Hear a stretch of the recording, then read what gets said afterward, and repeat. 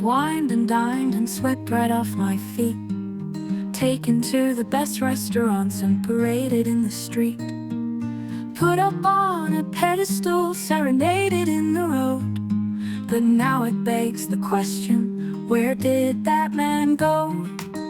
If you're not burping and belching, you're no doubt scratching your ass, stinking like a maggot farm, or lighting your own farts, picking your toenails, groping round your crotch, sticking your fingers up your nostrils, and never changing your salts.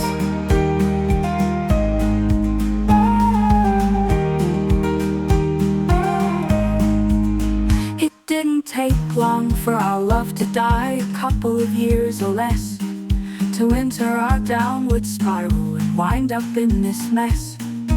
Thinking of our early days when you carried me through the snow, now you drop me in a pile of shite, where did that man go? If you're not burping and belching, you're no doubt scratching your arse, stinking like a maggot farm, or lighting your own farts, picking your toenails, groping round your crotch, sticking your fingers up your nostrils, and never changing your salts.